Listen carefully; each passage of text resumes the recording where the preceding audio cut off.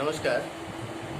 Purnibari Vivekananda model স্কুলের দাদামণি নন্দন দাদামণি শুরু করছে আজকের অনলাইন ক্লাস। আজকের সবাইকে প্রিয় ছাত্রছাত্রীদের ভালোবাসা ও অভিভাবকদের শ্রদ্ধা জ্ঞাপন করে আজকের অনলাইন ক্লাস শুরু করছি। আজকের অনলাইন ক্লাসে আমি পড়াবো তৃতীয় শ্রেণীর, বিষয় হচ্ছে ভূগোল, সপ্তম অধ্যায়। আলোচ্য বিষয় পশ্চিমবঙ্গের বিভিন্ন জেলার সংক্ষিপ্ত পরিচয়, পশ্চিমবঙ্গের সীমানা ও আয়তন, পশ্চিমবঙ্গের লোক সংখ্যা। আশা করি তোমরা সকলেই ভালোই আছো। এই ভালোকে শুভ জানিয়ে শুরু করছি আজকের অনলাইন ক্লাস। পশ্চিমবঙ্গের বিভিন্ন জেলার সংক্ষিপ্ত পরিচয়। আমরা যে রাজ্যে বসবাস করি সেই রাজ্যটির নাম হচ্ছে পশ্চিমবঙ্গ। এই রাজ্যের শুধু কয়েকটি রাজ্য নিয়ে নয়, 23টি জেলা নিয়ে এই রাজ্য গঠিত হয়েছে। ভারতে মোট 29টি রাজ্য রয়েছে, তার মধ্যে আমাদের পশ্চিমবঙ্গ একটি রাজ্য, যেটা ভারতের পূর্ব সীমান্তে অবস্থিত এবং প্রত্যেকটি জেলার যে বড় শহরটি থাকে সেই শহরটাকে বলা হয় সদর শহর।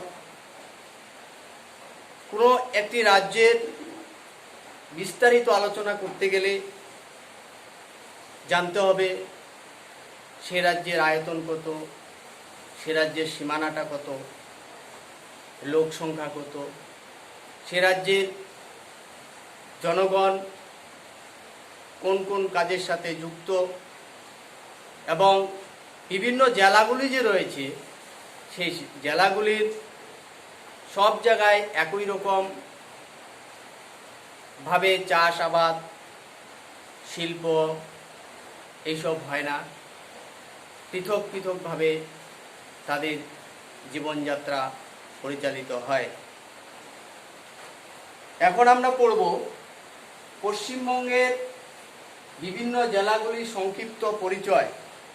তার আগে আমাদের জেনে নিতে হবে পশ্চিমবঙ্গের সীমানা ও আয়তন। পশ্চিমবঙ্গের সীমানাটা হচ্ছে ভারতের পূর্ব দিকে অবস্থিত এই পশ্চিমবঙ্গ রাজ্যটি। এই রাজ্যের উত্তরে রয়েছে হিমালয় পর্বতমালা, দক্ষিণে বঙ্গোপসাগর। রাজ্যের উত্তরে প্রতিবেশী রাজ্য সিকিম এবং দেশ হচ্ছে ভুটান। পশ্চিমে রয়েছে নেপাল দেশ, প্রতিবেশী রাজ্য হচ্ছে বিহার, উড়িষ্যা, ঝাড়খণ্ড প্রভৃতি। এ রাজ্যে পূর্ব দিকে রয়েছে বাংলাদেশ, ব্রহ্মদেশ এবং আসাম রাজ্য। লোক সংখ্যার নিরিখে এ রাজ্যের মোট জনসংখ্যা হচ্ছে 8,02,21,171 জন। এ হচ্ছে পশ্চিমবঙ্গের সীমানা ও আয়তন এবং পশ্চিমবঙ্গের লোক সংখ্যা কত? 8,02,21,171 জন। মোট 23টি রাজ্য নিয়ে পশ্চিমবঙ্গ রাজ্যটি গঠিত। আমরা সেই জেলাগুলি সম্পর্কে আলোচনা করব। আমরা প্রথমে আলোচনা করব আমাদের রাজ্যের সবথেকে উত্তরে অবস্থিত দার্জিলিং জেলাকে নিয়ে। জেলাটির উত্তরে রয়েছে সিকিম রাজ্য, দক্ষিণে উত্তর দিনাজপুর, পূর্ব দিকে প্রতিবেশী দেশ ভুটান ও জলপাইগুড়ি জেলা, পশ্চিমের দেশটি হচ্ছে নেপাল। আয়তন কত? দার্জিলিং জেলার আয়তন খুবই কম, 3149 বর্গ কিলোমিটার। ভূপ্রকৃতিটা কেমন? দার্জিলিং জেলার ভূপ্রকৃতি হচ্ছে উঁচু নিচু পাথরে, হিমালয়ের পর্বতের অন্তর্গত বলে এখানে অনেক পাহাড় পর্বত শৃঙ্গ লক্ষ্য করা যায়। এখানকার পর্বত শৃঙ্গগুলি হচ্ছে সান্দাকফু, ফালুট, রসিলা এবং কাঞ্চনজঙ্ঘা এখান থেকে দেখা যায়। দার্জিলিং জেলার পাহাড়ি জায়গা হয়, সেখান থেকে অনেক খরস্রোতা নদী সমতল বা সমভূমিতে নেমে এসেছে। সেই নদীগুলো হচ্ছে মহানন্দা, তিস্তা, তোর্ষা, জল ঢাকা। সেখানকার জলবায়ুটা কেমন? দার্জিলিং জেলার জলবায়ুটা হচ্ছে সবসময় ঠান্ডা। এখানে শীতকালে তুষারপাতও হয়। স্বাভাবিক উদ্ভিদ এখানে পাহাড়ি অঞ্চলে পাইন, বাঁশ, শিশু, জারুল প্রভৃতি মূল্যবান অনেক কাঠ সেখানে পাওয়া যায়। কৃষিজ ফসলটা কেমন?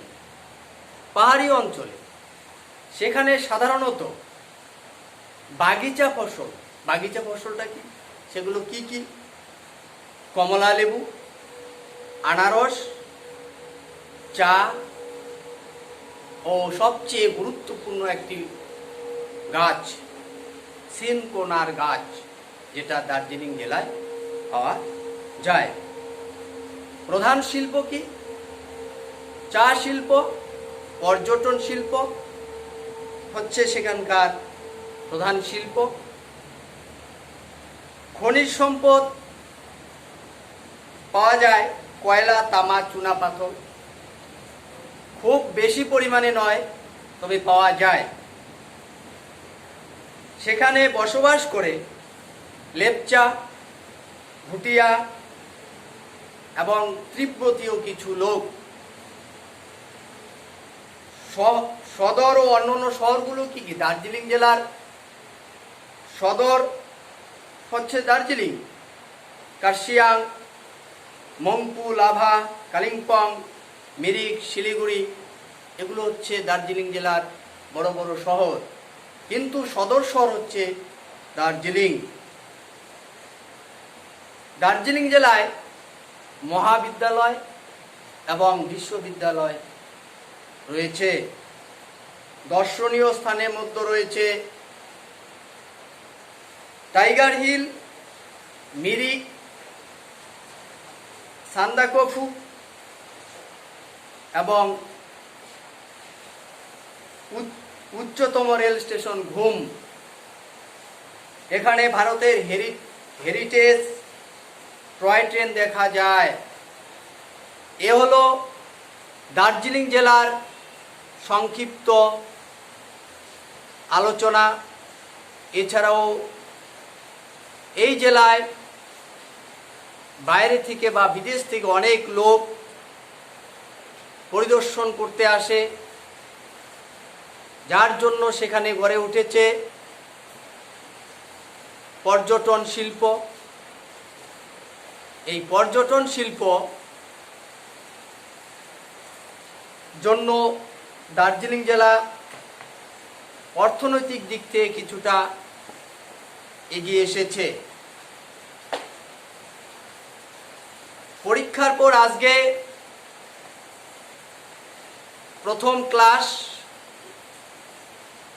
আশা করি তোমরা সকলেই পূর্ব দিনের মতো এই আমাদের ক্লাসটাকে ফলো করবে এবং যথারীতি যে পড়াগুলো পড়ানো হবে সেগুলোকে লক্ষ্য করবে এবং পড়বে। তারপর পরবর্তী সময়ে সেই পড়াগুলোর উপরে আমরা বিভিন্ন প্রশ্ন দেব। সেই প্রশ্নগুলো তোমরা বাড়িতে তৈরি করবে।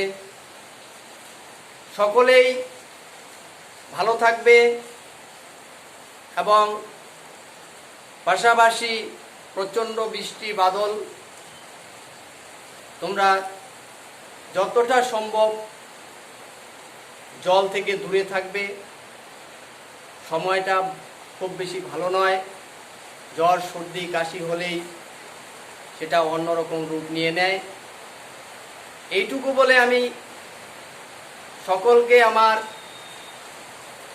আরেকবার ভালোবাসা জানিয়ে আজকের অনলাইন ক্লাস শেষ করছি।